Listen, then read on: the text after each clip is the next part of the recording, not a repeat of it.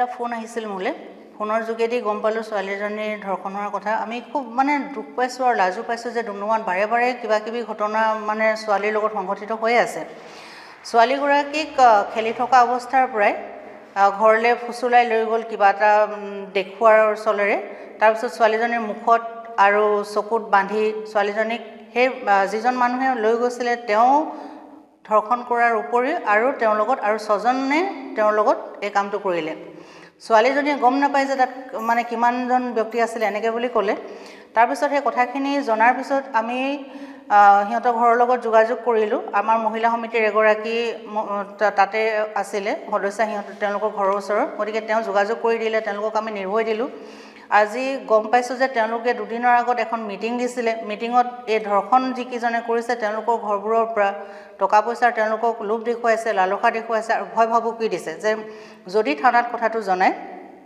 তেনেহ'লে বোলে ঘৰ দুৱাৰবোৰ জ্বলাই দিব ঘৰৰ মানুহবোৰ মাৰি দিব ইত্যাদি ইত্যাদি কথা কৈছে আৰু ছোৱালীজনীকো তেনেকৈ কৈ মানে সিহঁতি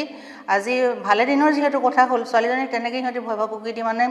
কথাটো কাপ দি থ'লে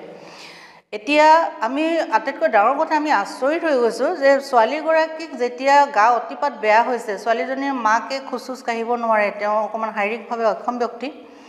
তাৰ পৰা ছোৱালীগৰাকীক যেতিয়া বেছি গা চা বেয়া হোৱা দেখি ডক্টৰৰ ওচৰলৈ নিলে চিকিৎসাৰ কাৰণে নিয়াৰ পিছত ছোৱালীজনীক যেতিয়া পৰীক্ষা নিৰীক্ষা কৰাৰ পিছত গম পোৱা গ'ল যে ছোৱালীজনী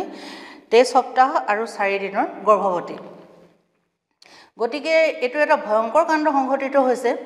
আৰু আমাৰ ডুমডুমাৰ সমাজখনক আচলতে এটা মানে ইমান লজ্জানত কৰা ঘটনা এটাৰ পিছত এটা ঘটনা যিবোৰ হৈ আছে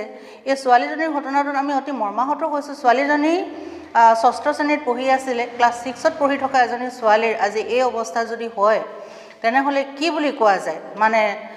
আৰু এই 7জনে ধৰ্ষণ কৰিছিলে তেওঁলোকক ডুমডুমা আৰক্ষীক আমি অন্তঃকৰণৰ পৰা ধন্যবাদ দিছোঁ ডুমডুমা আৰক্ষীৰ আমাৰ OC মনোৰঞ্জন শইকীয়াদেৱ বা অৰ্পণা গগৈ বা লভিতা দাস বা অন্যান্য যিসকল থানাৰ বিষয়ববীয়া মানে বিষয়া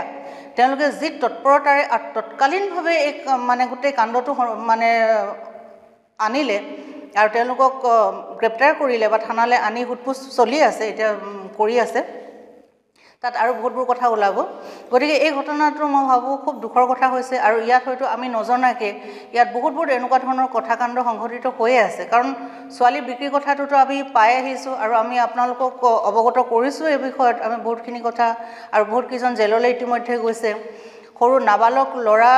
ল'ৰাক ধৰ্ষণ কৰিছে তাৰে দুজনমান প্ৰাপ্তবয়স্ক আৰু দুজনমান নাবালক মানে আছে গতিকে ইমান দুখজনক ঘটনা মানে কি বুলি কওঁ নিজে লাজো পাইছোঁ দুখো লাগিছে আৰু ছোৱালীজনীক দেখি মানে অতি মৰ্মাহত হৈ পৰিছোঁ